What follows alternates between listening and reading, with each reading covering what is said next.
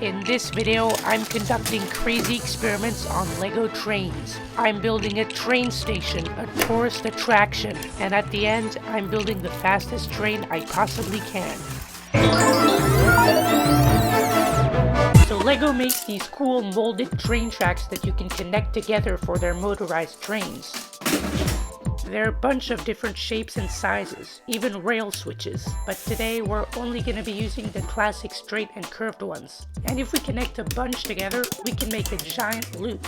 This thing doesn't even fit on my desk, and if we add a train on it, it just turns forever, which is really boring. So it needs what every other train has, a train station. But I would like mine to be indoors and look a little bit old style. So I think tan pieces are gonna be the right color. But the ones I currently have aren't very practical, so I'm just gonna have to borrow a little something.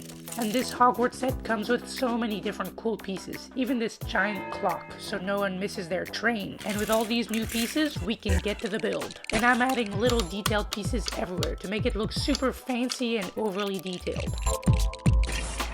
On top we can add our clock with a roof behind it and it looks great.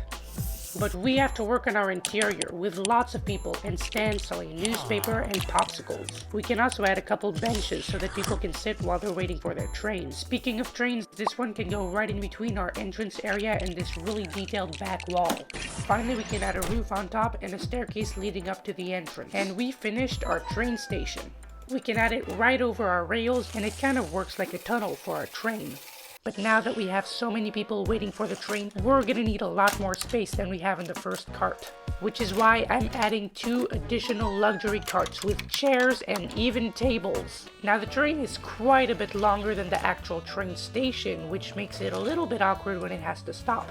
But that's fine. The real question you should be asking yourself is, why are these people taking this train to go on an endless loop? Well, it's because there's something unique on the other side of this loop that you can only access by taking this train. But before we can actually start bringing our passengers there, we have to conduct the various experiments on this train to see if its ride is safe.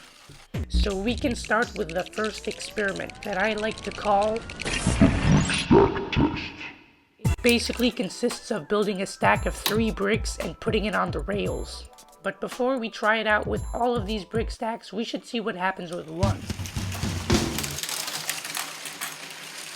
Okay, that went pretty much perfectly, but now let's try 2.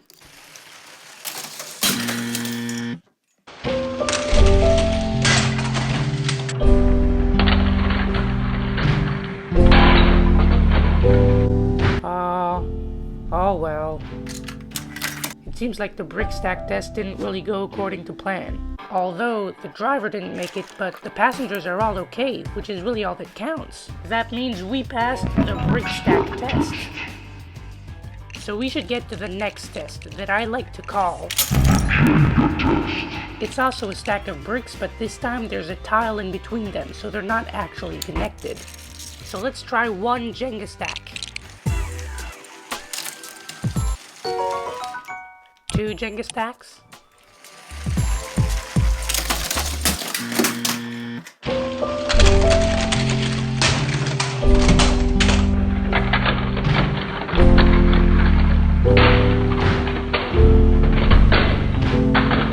Oh no, the passengers! Oh, the passengers! Oh, well, I guess they didn't make it. That means we sadly failed the Jenga test. But before we do the next experiment, we need to see why everyone is taking this train. And the reason is so they can visit a prehistoric cave that I built using these super cool mountain pieces. The train can also go right through it and let people out inside, where we can find drawings of prehistoric animals that are fake. You can also find some prehistoric artifacts that are also fake, and some prehistoric skeletons, also fake. In fact, this whole thing is just a fake money grab for rich tourists. But for even richer tourists, we can build a luxury suite on top of the cave with luxury items like a king-size bed with view of the train, a really nice front door, and a kitchen. Of course, there's also a seating area on the roof with a barbecue and a pool table. Finally, we can also add a hot tub right in front of the front door with view of the train. But before we can open up this attraction to the public, we need to do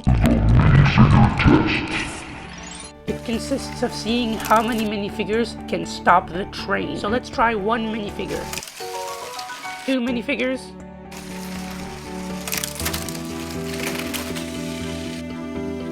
So it seems like this minifigure stopped the train, but it didn't even go off the tracks and our passengers are fine. Which means we succeeded the minifigure test. But before we get to the next test, it'd be great if you could consider subscribing to the channel, because this video was quite a bit of work, and the more people subscribe, the more I'm going to be able to improve my current upload rate. But now let's get to the next test that I like to call where our train is only allowed to stop after the red line and is not allowed to hit these brick stacks.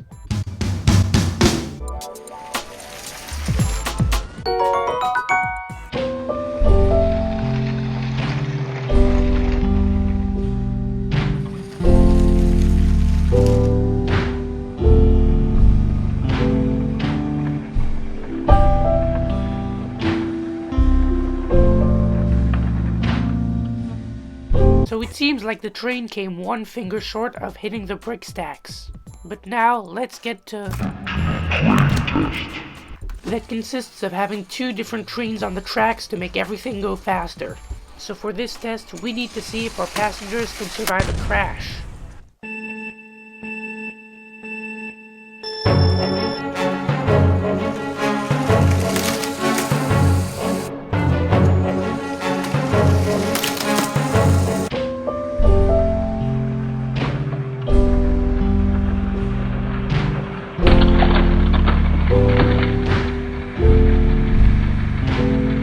As you can see, the drivers definitely did not make it, but our passengers seem to be all fine, which means we succeeded the brake test and the 2-train test.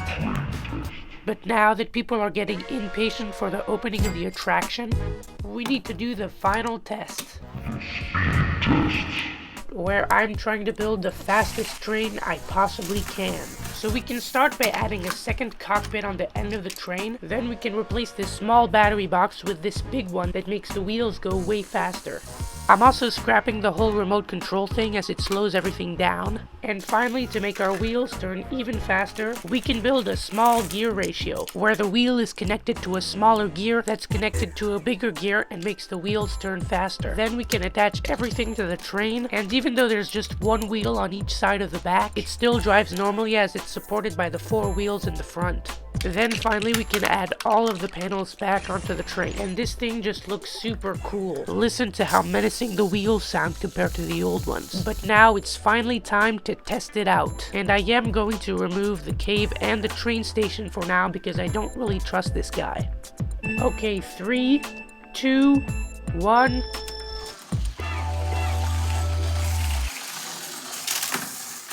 As you can see, it's so fast that it derails. Let's try again.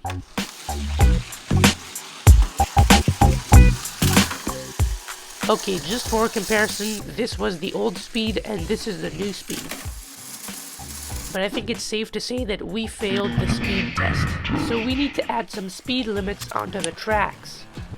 And because we also failed the Jenga test, we need to hire the anti-Jenga force. That makes it so no Jenga stacks are on the track. And with that in place, we can finally open the attraction to the public.